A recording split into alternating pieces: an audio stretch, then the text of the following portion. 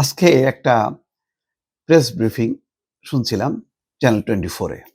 তো ভাবছিলাম যে তিনি পদত্যাগের ঘোষণা দেবেন নিজে থেকেই। কিন্তু অদ্ভুত ব্যাপার, লম্বা একটা প্রেস ব্রিফিং। চ্যানেল 24 দেখলাম যে কয়েকবার লাইভে নিয়েছে, আবার কয়েকবার ফিরে গেছে। কারণ এই যে উন্নয়নের ফিরিস্তি ১ বছরে কোথায় কি করছে না করছে, এগুলো এত গতানুগতিক। এগুলি স্থানীয় সরকার মন্ত্রণালয়ে এটা হলো নিয়মিত কাজ। এইগুলির জন্য আনুষ্ঠানিকভাবে ঘোষণা দেওয়ার কোনো দরকার নেই। এগুলি এত বেশি চর্চা করছে গত ১৫ বছরে আওয়ামী লীগের মন্ত্রীরা, ওই একই রকমের বয়ান নতুন করে শুনতে কেউ চায়নি।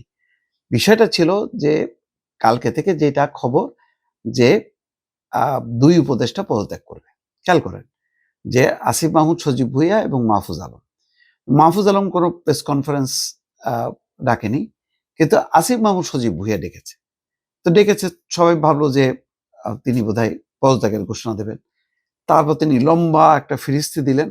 দেওয়ার পর সাংবাদিকদের কিন্তু ওই সমস্ত উন্নয়ন কাজের কি হইলো আর কি হইলো না, কোথাও চুরি হয়েছে কিনা, বাটপারি হয়েছে কিনা, এগুলি কোনো কিন্তু তাদের আগ্রহ নেই।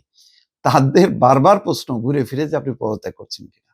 আর আসিফ মাহমুদ, সজীব ভুঁইয়া বলছে যে এটা আমি বলবো না, এটা সরকারের বিষয়, সরকারের প্রেস উইং থেকে এটা জানানো হবে।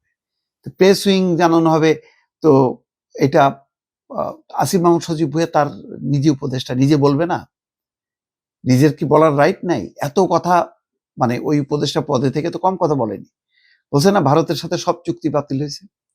আরো কত রকম কথাবার্তা বলছে যেগুলি সরকারকে বিব্রত করছে। কিন্তু মূল কথাটা বলেনি। তারপর দেখেন দলে যোগ দেওয়ার বিষয় চূড়ান্ত সিদ্ধান্ত হয়নি। এটাও বা কেমন কথা? এনসিপির সাথে এরকম সম্পর্ক, সেটাও কেন বলল না? আবার বলছে যে কূটনীতিক পাসপোর্ট ফেরত দিয়েছে। আলামতগুলো তো পরিষ্কার যে তিনি পদত্যাগ করবেন। তো এইটা মুখ দিয়ে বলতে এমন কি বাধা ছিল? এটা আমি বুঝলাম না। তাহলে এই প্রেস কনফারেন্স কি সবাই আসছে উন্নয়নের বয়ান শুনতে? এটা কি কেউ লিখবে? আজকে যে আসিফ মাহমুদ, সজীব ভুঁইয়া অমুক কুমিল্লার অমুক কালভার্ট নির্মাণে এত টাকা বরাদ্দ করছে। ওই জায়গায় অ্যা অ্যা মানে ২ কিলোমিটার রাস্তা নির্মাণ করছে। এগুলি কি শিরোনাম হবে? শিরোনাম হবে না।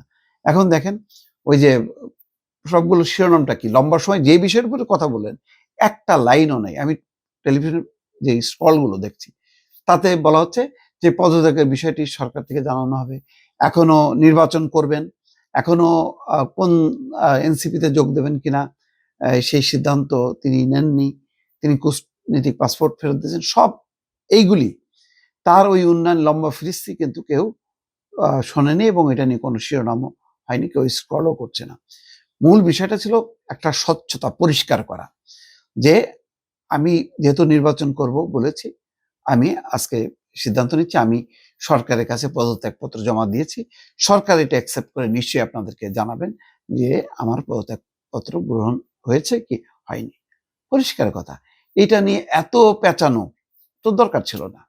এবং এই সমস্ত পেঁচানো অ যে ভালোভাবে মানুষ নেয় না, এটাও আমার মনে হয় যে আসিফ মাহমুদ, সজীব ভুঁইয়া মনে হয় উপলব্ধি করতে ব্যর্থ হইছে।